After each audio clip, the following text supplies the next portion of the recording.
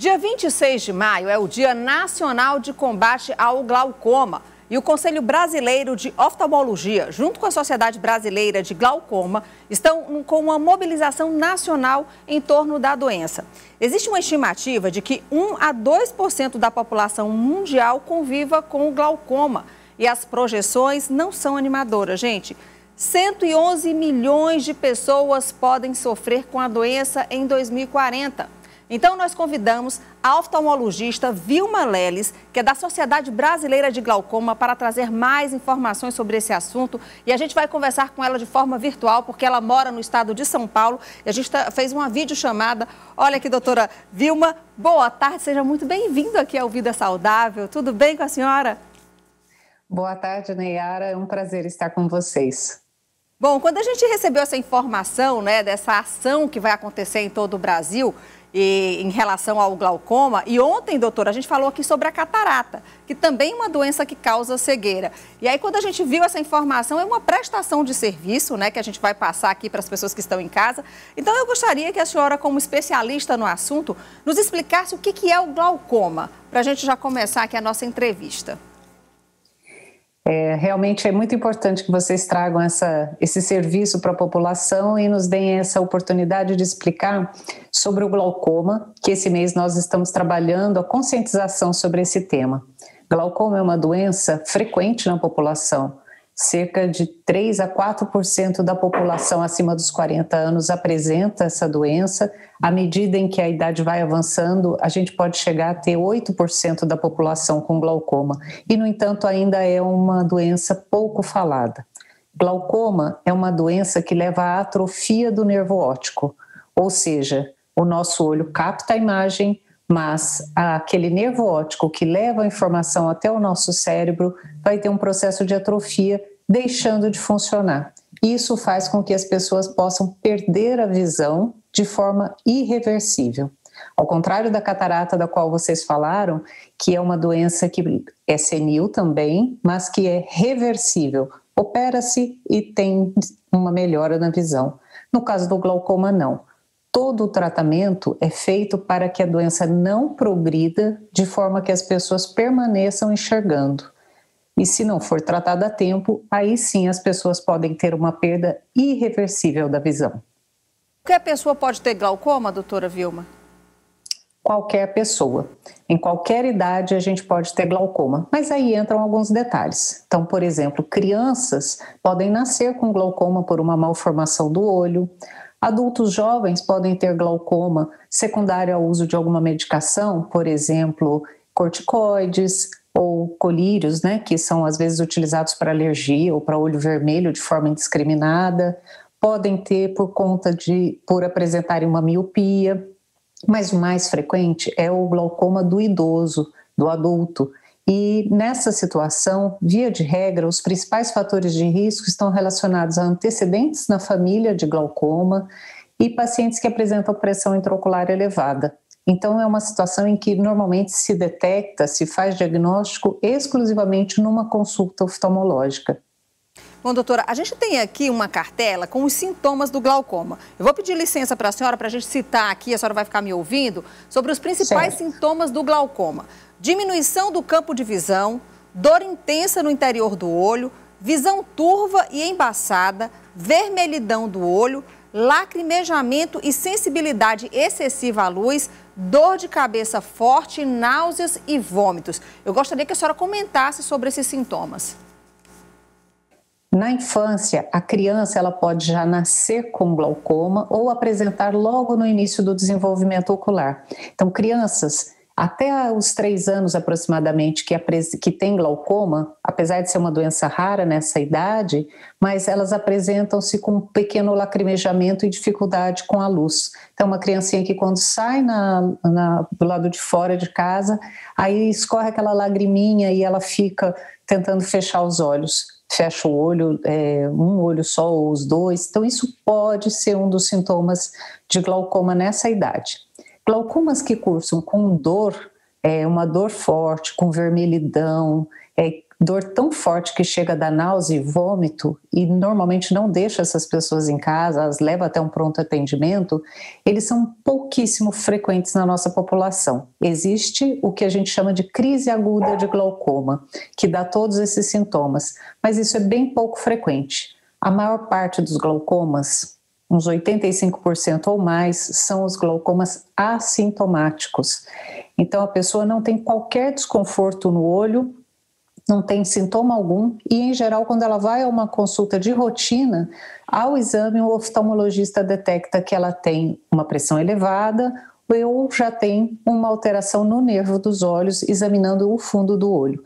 É nesse momento que se faz o diagnóstico do glaucoma, numa consulta de um paciente assintomático.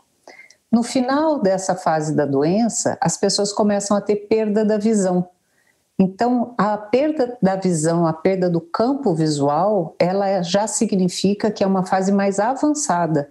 E quando a pessoa percebe uma baixa de visão pelo glaucoma, já está num estadio tão tardio e como se trata de uma doença irreversível, é um estágio muito ruim. O ideal é fazer diagnóstico nessa fase assintomática. Doutora Vilma, a gente tem uma participação muito grande aqui dos nossos telespectadores. E olha, a Islândia, ela mora aqui no bairro Santo Antônio. Ela faz uma pergunta para a senhora. Quem tem dificuldade de enxergar no sol pode ter essa doença? Não é um sintoma relacionado ao glaucoma. A dificuldade para enxergar no sol pode ser uma questão muito individual, pessoas de olhos mais claros, ou um sintoma de inflamação, mas não relacionado ao glaucoma. Queria que a gente falasse agora sobre um levantamento que o Conselho Brasileiro de Oftalmologia fez em relação a dados do SUS, em relação a exames e também cirurgias que foram realizadas no período de 2020, comparando com o período de 2019. Então, a gente tem algumas cartelas aqui também que a gente fez sobre esses dados, que eu gostaria que a senhora comentasse. Diz o seguinte, que houve uma queda nos exames de diagnóstico durante a pandemia, uma queda de 27% em exames preventivos, isso comparando 2019 a 2020, a gente está falando de exames do SUS. É significativa essa queda, doutora? Sim, ela é significativa. Na verdade, o que nós apuramos nessa avaliação pelo DataSUS é que as pessoas deixaram de fazer exames rotineiros e deixaram de ter acesso à cirurgia. Isso pode significar que realmente os serviços médicos não tenham conseguido prestar essa atenção ou que as pessoas tenham deixado de ir até o serviço médico. Então, qual é a implicação disso? Nós vimos que isso aconteceu no país todo, algo ao redor de 20% a 30%, mas no estado do Piauí isso foi ainda mais acentuado. Eu falei que a gente descobre o glaucoma quando se faz uma consulta, mas a partir daí a gente precisa de alguns exames complementares para saber exatamente qual está a situação daquele glaucoma, se ele está numa fase inicial, moderada ou avançada. E a gente começa um tratamento via de regra com medicação, mas também pode ser com laser ou com cirurgia. E como é que eu vou saber se o tratamento dessa pessoa está sendo efetivo? Através dos exames. Então as pessoas via de regra precisam fazer exames como campo visual, retinografia, tomografia do nervo. Com esses exames nós podemos saber se a doença está controlada ou não. Quando a gente diz que um percentual tão grande de pessoas deixou de fazer exames, nós estamos falando que tem um grupo muito grande de pessoas que não sabem se sua doença está controlada. E isso é grave. Então, a gente precisa chamar atenção para isso.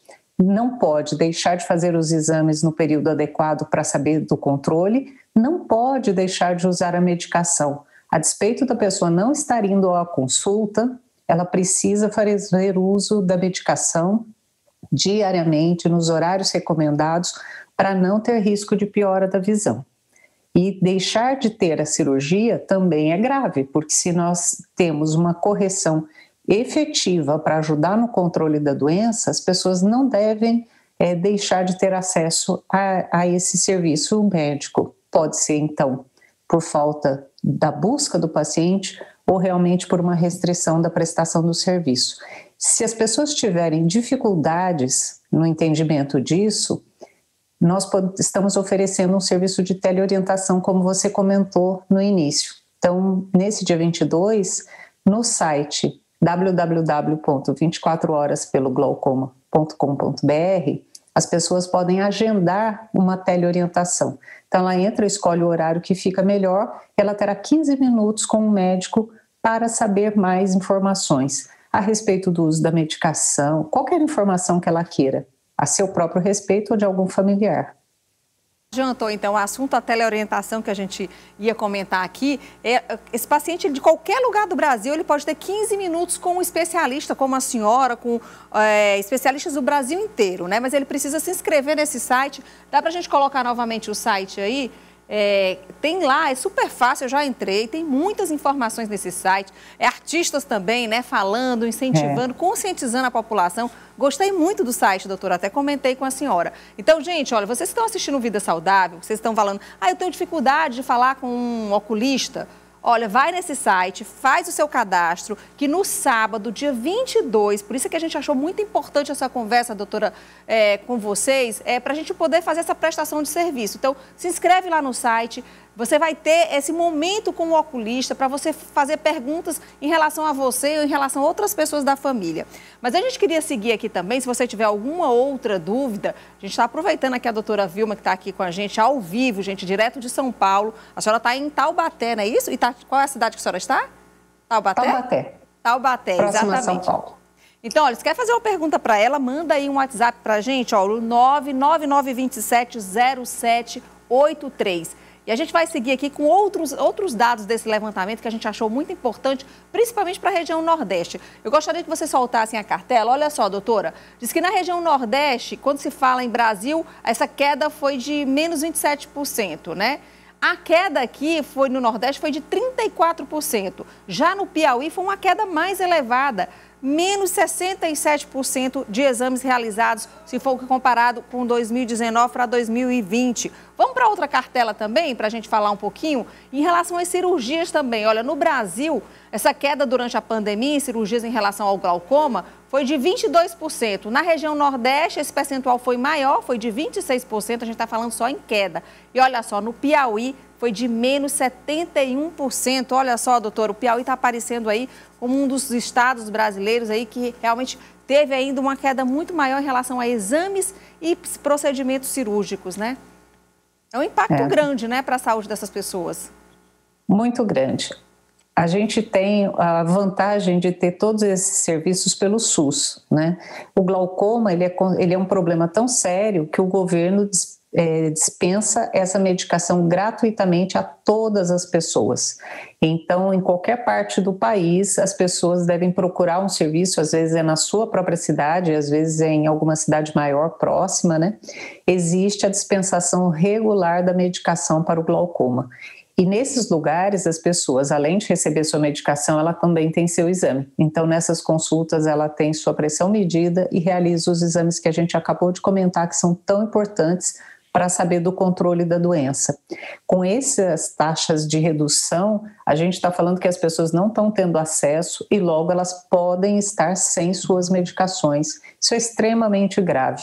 E a gente vê que no Brasil a gente tem circunstâncias muito distintas, né, no Brasil como um todo, mas na região Nordeste, particularmente no Piauí, isso impactou bastante. Então, é um assunto bastante importante para que as pessoas tenham possibilidade de se queixar, de ir até seus gestores e buscar soluções, porque elas realmente precisam dessas medicações e de ter acesso a cirurgias pelo SUS. Hoje, felizmente, o SUS é capaz de dispensar tudo o que as pessoas precisam para um correto tratamento do glaucoma. A gente tem aqui uma última pergunta para encerrar nossa entrevista. A pergunta quem está fazendo é a Ludmila. Ela diz o seguinte: boa tarde, toda pessoa que usa colírio para controlar a pressão do olho tem glaucoma?